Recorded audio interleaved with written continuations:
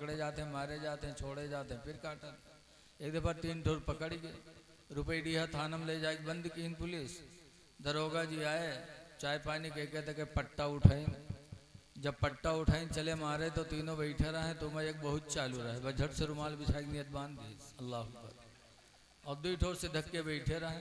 उनका पहुँचे मार के जब उकेलंग पहुँचे तो सलाम फेरिस रहे कि उकेलंग पहुँचे बाप उठा, फिर झप से बांध लिए।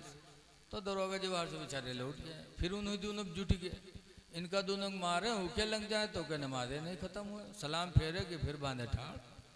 घंटाहन गुजरेगा लेकिन उनके नमाज नहीं खत्म हुआ। तब तक गांव से रुपया पैसा बटोरेगा। पहुंचा थाने में, दरोगा जी रुपया पाएगा तो छोड़ दी।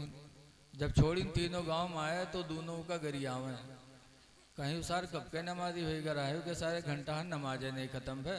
कम से कम थोड़ी देर रिका मरती तब तक तो हम लोग सौता ली, लेकिन अल्लाह जाने कौन नमाज शुरू कर दी, घंटाने के नमाजें नहीं खत्म। एक दरोगा ने भी नमाज की इज्जत किया, अगरचे झूठी ना झूठा नमाजी था। अगर सच्चा नमाजी होता तो दरोगा जी के मार से तो बचा ही था, आखिरत में अल्लाह के अज़ाब से भी बच जाता। तो नमाज पढ़ो, नमाजी की इज्जत इंसान भी करते हैं, अल्लाह भी करेगा। तो आशिक़े रसूल हो तो नमाज पढ़ो। और दूसरी बात यह है कि हुजूर ने उंगली का इशारा किया अली के लिए तो डूबा हुआ सूरज वापस आ गया। आज जौन कहा था हम इंसान उन्हू इंसान, उनके बलाए उनके मेहरुआ तो आवत नहीं है, भले हर जात है वह। और नबी ने उंगली का इशारा किया तो डूबा हुआ सूरज वापस आ गया। हम उनकी बराबरी कर सकते हैं? आला हजरत इमाम अहले सुन्नत रज़ी अल्लाह अन्हु फरमाते हैं कि सूरज उल्टे पांव पलटे, चांद इशारे से हो चाक। चांद की तरफ इशारा कर देते तो चांद भी 2 टुकड़े हो जाता। कुरान में इक़्तरबतिस साअ, क़यामत करीब है, वंशक़्क़ल क़मर, और चांद फट गया। मक्का के लोगों ने कहा ना कि अगर आप नबी हैं तो कोई मौजिज़ा दिखलाओ। कहा कैसा मौजिज़ा? तो मक्का के लोगों ने कहा था ज़मीनी मौजिज़ा तो तुम कुछ भी दिखा सकते हो, आसमानी मौजिज़ा दिखाओ। कहा क्या? कहा ये आसमान पर जो चांद है ना, इसके 2 टुकड़े करके दिखाओ। तो हुजूर ने उंगली का इशारा किया था। कुरान में भी है, हदीस में भी है कि आधा चांद टूट करके बू कुबैस पहाड़ी पे आ गया था, आधा चांद आसमान पे लगा था। ये मेरे नबी का मौजिज़ा।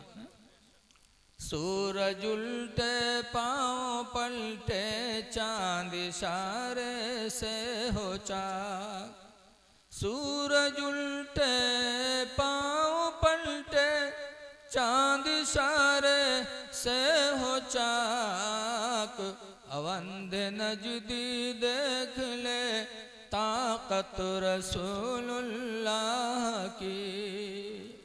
अल्लाह ने मेरे नबी को बहुत मर्तबा अता फरमाया। तो आशिक़े रसूल हो तो नबी की सुन्नतों की आमिल बनो। आज देखो हम नबी के आशिक हैं, खड़े खड़े पानी पीते हैं, खड़े खड़े खाना खाते हैं, जबकि खड़े होकर खाना खाना सुन्नत के खिलाफ। बुखारी शरीफ कुरान के बाद सबसे बड़ी किताब है बुखारी शरीफ। उसको किसने लिखा? मोहम्मद बिन इस्माइल ने लिखा। ये कैसे थे? माँ के पेट से नाबीना पैदा हुए थे, लेकिन जज्बा था जैसे आज बहुत से अंधे हाफिज़ कुरान हो जाते, वो भी अंधे थे तो वो हुजूर की हदीस याद करने लगे पूछ पूछ के। 1000 नहीं कई लाख हदीसें याद किया था इमाम बुखारी ने। जरा बोल दो सुभान अल्लाह। आज हम मौलाना हन, अगर 20 हदीस कहा सुनावे तो हमार पसीना छुटी, और उन्होंने 1000 नहीं कई लाख हदीसें याद किया था पूछ पूछ के। और सिर्फ कहाँ बुखारा शहर ही में नहीं, एक हदीस के बारे में पता नहीं कितना लंबा सफ़र कर जाते थे इमाम बुखारी। एक मर्तबा सुना कि एक हदीस फला जगह पर एक आदमी को याद है, तो बुखारा शहर से चले मोहम्मद बिन इस्माइल। 1 महीना लगा चलते चलते, पैदल का ज़माना था। 1 महीना के बाद वहाँ पहुँचे। जब लोगों से पूछा फला कौन है, कहा वो है। जब इमाम बुखारी उसके दरवाजे पर गए, दस्तक दिया, तो आदमी रोटी खात रहा है, तो हाथ में रोटी लिए मुँह में नेवाला चबात चबात आएगा। दरवाज़ा खोले, सलाम हुआ। इमाम बुखारी कहते मैं फला से मिलने के लिए बुखारा से आया। कहा मैं ही हूँ। इतने में मुँह के नेवाला ख़त्म हुआ तो फिर रोटी वह काट ली, खाएला। इमाम बुखारी कहते हैं मुझे उससे मिलना है जिसको सरकार की फला हदीस की याद है। कहा हाँ वो मैं ही हूँ, बैठो मैं सुनाता हूँ। इमाम बुखारी कहते तुम ही हो? कहा हाँ। कहा तो तुम खाना खाओ, मैं बुखारा वापस जा रहा हूँ। कहा क्यों, सुनोगे नहीं? कहा ना ना, मैं तुम्हारे मुंह से अपने नबी की हदीस नहीं सुनना चाहता। बताओ, 1 महीना चल के आए और फिर 1 महीना जाएंगे। कहा मैं तुम्हारे मुंह से मैं सुनना नहीं चाहता हूं अपने पैगंबर की हदीस। कहा क्यों? कहा जब तुम खड़े खड़े खा रहे हो और मेरे नबी की सुन्नत है बैठ कर खाना, तो जब तुम्हारे दिल में हमारे नबी की एक सुन्नत का एहतराम नहीं है तो मुझे तुम्हारे ऊपर भरोसा नहीं है कि तुम सही हदीस सुनाओगे। इमाम बुखारी वापस चले आए, 2 महीना मेहनत करके गुजार दिया, लेकिन ऐसे मुंह से सुनना गवारा नहीं किया। और आज हम हैं कि खड़े खड़े खा रहे हैं। शादी ब्याह होते तो आज उठा के बेल्ट सब टेबल पर रख देते मिठाई, उसके बाद बरतिया बरधन मेर खाते खड़े खड़े। आज जैसे बरधवे नहीं, चलनी पे यहाँ खाते हैं बांधे खड़े खड़े खड़े, ऐसे हम सब खड़े खड़े खाते। देखो तो जरा, हजरत इमाम मुस्लिम रदी अल्लाह ताला अन्हु कूफा गए थे और कूफियों ने जब साथ छोड़ा था तो इमाम मुस्लिम को प्यास लगी थी, पानी मांगा था। एक तवा बुढ़िया थी खड़ी थी, तो इमाम मुस्लिम ने कहा था बूढ़ी माँ मैं प्यासा हूँ, पानी पिला सकती हूँ? कहा बेटा पिलाऊंगी। बुढ़िया गए, एक प्याले में लेकर आई। इमाम मुस्लिम ने प्याला लिया और बैठ गए, और बैठ के बिस्मिल्लाहिर्रहमानिर्रहीम कह करके एक घूंट पिया, हटाया, फिर दूसरी घूंट पिया, हटाया, तीसरी मर्तबा जितना पीना था पिया, और पीने के बाद प्याला हटाया, कहा अल्हम्दुलिल्लाहि रब्बिल आलमीन। तब बुढ़िया ने कहा क्या आप मदीने के हो? कहा आपको कैसे मालूम हुआ? तब बुढ़िया ने कहा था सुनो, जो सुन्नत के मुताबिक, नबी के सुन्नत के मुताबिक तुमने पानी पिया है, ये सुन्नत हमारे शहर कूफा में मिट चुकी है, ये सुन्नत खत्म हो चुकी है, और तुमने नबी के सुन्नत के मुताबिक पानी पिया। इससे मुझे अंदाजा लगा कि तुम कूफा के नहीं हो, मदीना के रहने वाले हो। बताओ लोगों, एक वक्त था कि लोग नबी की सुन्नतों पर अमल करने की वजह से पहचाने जाते थे, और आज हम मुसलमान हो के नबी की सुन्नतों से दूर हैं। खड़े खड़े पानी पी रहे हैं, खड़े खड़े खा रहे हैं, और हम कह रहे हैं कि हम नबी के आशिक हैं। जिसके दिल में नबी की मोहब्बत होगी वो नबी की सुन्नतों को ठुकराएगा नहीं। इसलिए हम जिस नबी का कलमा पढ़ते हैं उस नबी को अल्लाह ताला ने बहुत मौजिज़ा अता फरमाया था। हुजूर मक्का से जब हिजरत करके चले थे तो एक बुढ़िया का मकान मिला था, उम्मे माबद। उम्मे माबद के दरवाजे पर जब पहुंचे, सरकार को भूख थी, हजरत अबू बकर को भूख थी। कहा बूढ़ी माँ कुछ खिला सकती हो? बुढ़िया ने कहा बेटा मेरे घर में कुछ भी नहीं है। तो बकरी बंधी थी, कहा इस बकरी का दूध दूह के पी सकता हूँ? कहा देख नहीं रहे हो इसके अंदर इसका थन भी तो नहीं है, सूखा हुआ है, क्या पी लोगे? हुजूर ने फरमाया बूढ़ी माँ अगर तुम इजाजत दो तो हम दूह के पी लें। बुढ़िया जलाल माई कहा जाओ दूह लो। जब भैये ने तो कहा दूह, कहा जाके दूह लो। हुजूर गए और बिस्मिल्लाह करके जो हाथ लगाया तो बकरी का थन दूध से भर गया। फिर हुजूर ने दूहा तो इतना दूहा दूध कि उम्मे माबद के घर में जितने बर्तन थे सब दूध से भर गए। सुभान अल्लाह। उम्मे माबद को पिलाया, अपने दोस्त अबू बकर को पिलाया, और फिर खुद पिया, और पीने के बाद हुजूर उम्मे माबद के घर से गए। तारीख में लिखा है कि वह बकरी उसी तरह दूध देती रही उसी तरह दूध देती रही। कितने दिन दूध दिया है? तारीख की किताबों में है कि 18 साल तक वो बकरी वैसे ही दूध देती रही।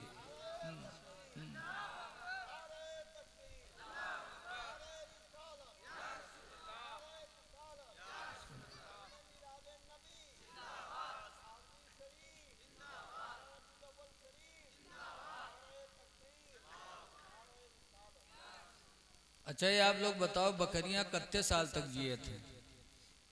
एक बकरी में बूढ़े लोग जाना तो एक बकरी लगभग कितने दिन रहा था दुनिया है? कोई नहीं पाले है यार, हमको भी पता नहीं है। लेकिन 18 साल तक वो बकरी दूध देती रही। नबी के हाथ लगे तो उस बकरी को जिंदगी भी मिल गई और नबी के वसीले से अल्लाह ने दूध भी अता फरमा दिया। जैसे कि यूनुस अलैहिस्सलाम को मछली ने निगल लिया था, दरिया की मछली ने, तो 40 दिन तक यूनुस मछली के पेट में रहे थे। और 40 दिन के बाद मुहर्रम की 10 तारीख को मछली ने किनारे लाके यूनुस अलैहिस्सलाम को उगल दिया था। कब? जब उन्होंने कुरान की एक आयत पढ़ी थी, ला इलाहा इल्ला अंता सुब्हानका इन्नी कुन्तु मिनज़ ज़ालिमीन।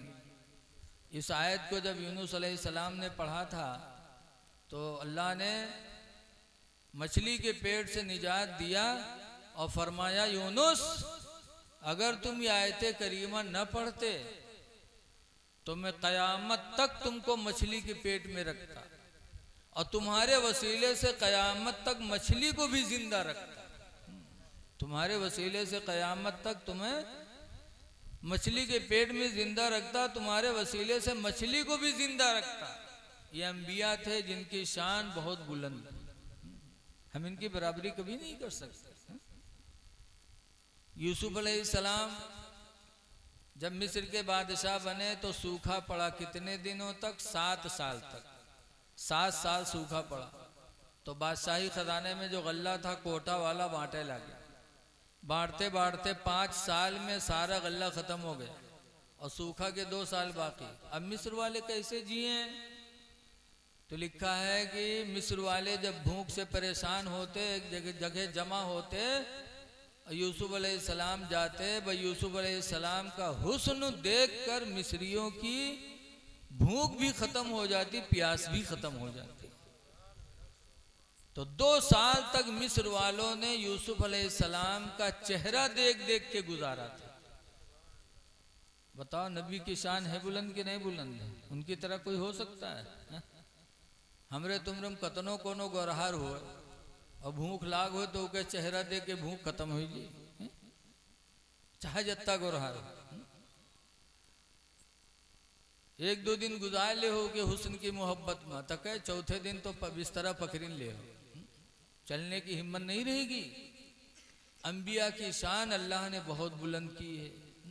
उम्मे माबद ने नबी करीम का मौजिज़ा देखा था तो उसने कलमा पढ़ के इस्लाम को कबूल कर लिया था।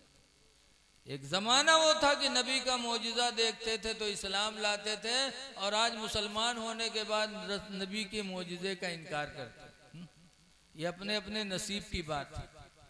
अंबिया की शान बहुत बुलंद है, इसीलिए आला हजरत इमाम अहले सुन्नत रदी अल्लाह ताला अन्हु अर्ज़ करते हैं, या रसूल अल्लाह, अर्श के अक़ल दंग है, चरख में आसमान है। अर्श 7 आसमान के ऊपर है। आसमान इतना ऊंचा है, आसमानों से अर्श बहुत ऊंचा है, लेकिन ये दोनों हैरत में है कि नबी का मर्तबा कितना ऊंचा है। अर्श के अक़ल दंग है, चरख में आसमान है। अर्श की अक़ल दंग है, चरख में आसमान है। जाने मुराद अब किधर हाय तेरा मकान है। नारे तकबीर, नारे रिसालत, जश्न ईद मिलादुन नबी, सरकार की आमद, सरकार की आमद। नारे तकबीर, नारे रिसालत, सुभान अल्लाह, सुभान अल्लाह। मोमिन हो, आशिक रसूल हो, हुजूर की एक हदीस से सुनो। हुजूर फरमाते ला तजतमियान फी मोमिन, किसी मोमिन में दो चीज़ें जमा नहीं हो सकती। जो मोमिन होगा उसके अंदर दो चीज़ें जमा नहीं होंगी। कौन कौन? नंबर एक पर हुजूर फरमाते सुउल खुल्क, बद इखलाकी। जो मोमिन होगा उसके अंदर बद इखलाकी नहीं होगी। और दूसरे नंबर पर फरमाते वल बुखलो, और जो मोमिन होगा उसके अंदर बखीली नहीं होगी। मोमिन के अंदर बद इखलाकी और बखीली दोनों जमा नहीं हो सकती। तो नबी की पैदाइश से अपना इखलाक अच्छा करो। सबसे अच्छा में तुम में वही है जिसका इखलाक अच्छा हो। इखलाक अच्छा करो, बोलिए इसी बोलो कि दूसरे को अच्छी लगे। माँ बाप से बोलो तो मीठी बोली बोलो, गुस्सा के न बोलो। कुरान में अल्लाह फरमाता वकुल लहुमा कौलन करीमा, ऐ मेरे बंदे उन दोनों से मीठी बोलियां बोला कर। सुभान अल्लाह, सुभान अल्लाह। बेशक माँ बाप से बोलो तो मीठी बोली बोलो, और बोली भी वो बोलो जो दूसरा समझ पाए। पता चला जाहिल आदमी से अंग्रेजी बूको तो बदतमीजी है कि नहीं बदतमीजी? बताओ। हम कोई जाहिल आदमी से अरबी में बात करिए तो हमारी बेवकूफ़ी मानी जाएगी। मौलाना अब्दुल मुस्तफ़ा आदमी अपने किताब में लिखा थे, एक नवाब साहब रहे। तो नवाब साहब बड़े घर के आदमी, उर्दू अरबी फारसी सब जाने। एक दफ़ा 10-12 देहाती बटूर के गए कि चलो नवाब साहब के खैरियत ले आवा जाए, काफ़ी दिन हो मुलाकात नहीं भे। तो 10-12 देहाती बटूर के गए नवाब साहब, और नवाब साहब से सलाम किया, अस्सलाम वालेकुम। तो नवाब साहब जवाब दीन वालेकुम अस्सलाम। अबे दहकान नाहंजार हुनूस किस्तेदार पर तकातुर अमतार बफज़ल ईज़द गफ़ार हुआ कि नहीं? नवाब साहब जवाब दे के खैरियत तो पूछ ली नुमा, लेकिन अरबी फारसी उर्दू मिलाए करके। अबे दहकान नाहंजार, ए गंवार देहातियों, हुनूस किस्तेदार, अभी तुम्हारी खेतियों में तकातुर अमतार, बारिश के कतरे, बफज़ल ईज़द गफ़ार, अल्लाह ताला के फजल से हुए कि नहीं? यानी तुम्हारे खेत में पानी बरसा कि नहीं बरसा? तो ऐसे पूछ ली थी तो देहाती बताई दी थी हाँ ना ही। लेकिन उनका उर्दू अरबी फारसी मिलाए के पूछी नवाब साहब। अबे दहकान नाहंजार हुनूस किस्तेदार पर तकातुर अमतार बफज़ल ईज़द गफ़ार हुआ कि नहीं? तो देखते हुए कहीं ना चलिए भी मियाँ साहब कुरान शरीफ पढ़ते हैं, चलिए। वो बेचारे बटूर के वापस हो गए, कहीं मियाँ साहब अभी कुरान पढ़ाते हैं। तो ये भी बद अखलाकी है। जो मोमिन होगा वो कभी बद अखलाक नहीं होगा। आज हमारी तुम्हारी बद अखलाकी से गैर लोग हम पर तंज करते हैं। बद अखलाकी में ये भी है कि रास्ते में कोई चीज़ पड़ी हो तकलीफ देने वाली तो उसको हटा दो, यही अच्छा अखलाक है। अगर पड़ा रहा तो आप देख के चले गए तो आपकी बद अखलाकी मानी जाएगी। एक ज़माना था, एक अंग्रेज़ गुजरा था एक रास्ते से, और रास्ते पे रोड़ा पड़ा था। अंग्रेज़ ने देखा था तो कहा था लगता है कि अभी इस रास्ते से कोई मुसलमान नहीं गुजरा है। उसने कहा लगता है कि अभी इस रास्ते से मुसलमान नहीं गुजरा है। अगर मुसलमान गुजरा होता तो ये रोड़ा रास्ते में न होता, बल्कि मुसलमान उठा के किनारे रख देता। और आज हम मुसलमान सड़क के दारे घर है तो खुरे खुर सड़कें काटा जाता, रास्ता तंग करते हैं। रास्ता तंग कर रहे हो ऐ लोगो, जिस नबी का हमने कलमा पढ़ा है उस नबी का हुक्म है कि रास्ते पर तकलीफ देने वाली चीजों को दूर करो, रास्ते को तंग न करो ताकि निकलने वालों को तकलीफ न हो। जो मोमिन होगा उसके अंदर बद अखलाकी कभी जमा नहीं होगी, और जो मोमिन होगा वो बखील भी नहीं होगा। आज हम में तुम में कितनी बखीली है, सहाबा कितने सखी थे। इसीलिए मेरे पैगंबर फरमाते यदुल उलिया खैरुम मिन यदिस सुफला, ऊपर वाला हाथ नीचे वाले हाथ से बेहतर होता है। देने वाला हाथ लेने वाले हाथ से बेहतर होता है। इसलिए अल्लाह दे तो अल्लाह की राह में खर्च किया कर। गरीबों पे खर्च करो, बेवाओं पे खर्च करो, यतीमों पे खर्च करो, मस्जिद और मदरसा पे खर्च करो, इसलिए कि तुम मोमिन हो और मोमिन के अंदर बखीली नहीं पाई जा सकती।